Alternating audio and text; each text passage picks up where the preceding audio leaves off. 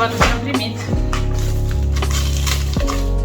Primul lucru, am luat acest tăietor de chestii de legume curbate, așa, nu știu cum se cheamă. Pentru când va începe la diversificarea, să-i tai lucrurile cât degetul meu și să poate să le apuce când sunt mai alunecoase și cu aceste striații.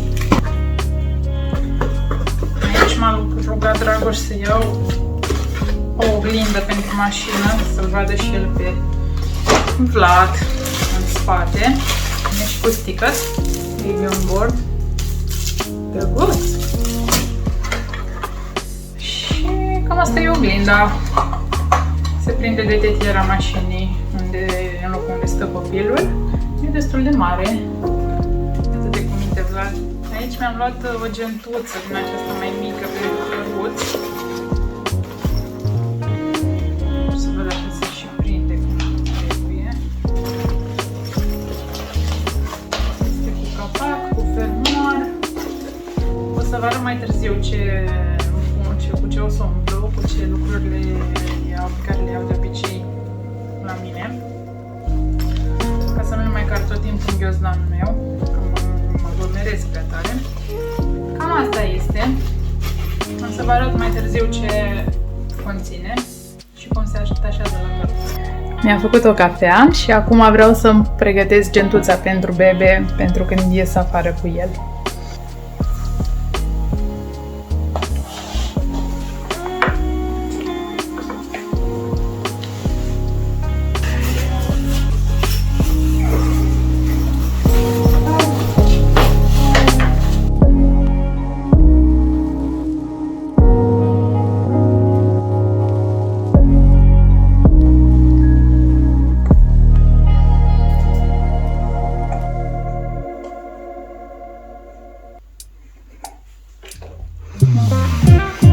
Geanta mea este gata.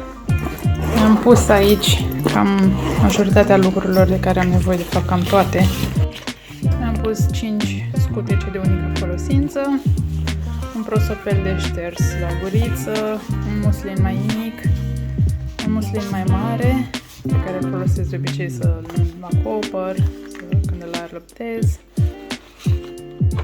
o cutiuță cu 2 suzete. Iar aici în spate mi-am pus câteva ungulițe pentru scutece. Și aici am un buzunar separat pentru șervețele umede. De fapt, aici deschizătură, se direct din pachet. Asta este geanta mea pentru bebe când ies cu el pe afară mai mult timp. Să vă arăt ce folosesc la mâncarea pentru astăzi. Am câteva pulpe dezosate și tăiate fâșii. Am 3 ardei pe care i-am copt la plită, ardei din aceea lunguieți capia. O cutie de smântână de gătit. O să pun și o lingură de piure de roșii, 2 căței de usturoi rași și câțiva mililitri, vreo 300 de mililitri de supă de pui. Să pun un pic de ulei la încins. Adaug bucățile de pui.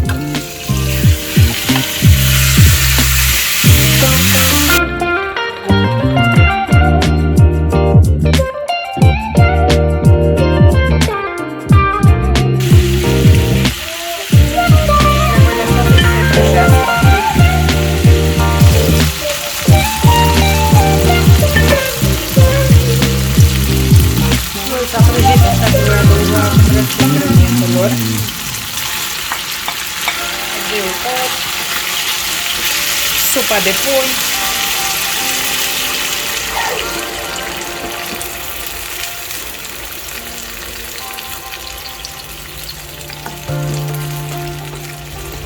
O lingură de piure de roșii.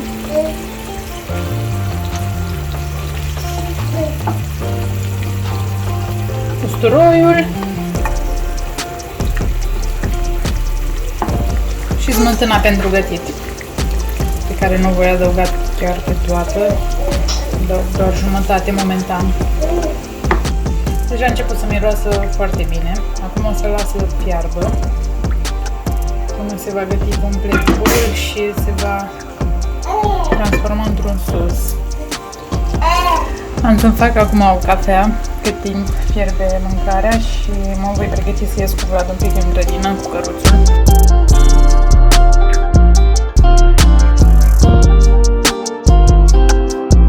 Am pregătit aici o mică gustare nevinovată, o felie de pâine prăjită cu Nutella și banane.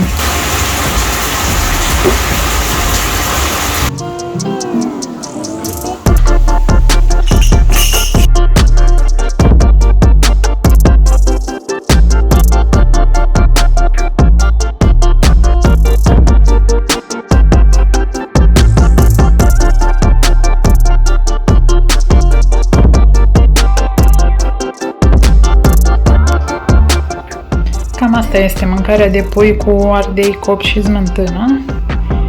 Să-i pun un pic de pătrunjel pe deasupra și va intra la frigider până când va fi mâncată.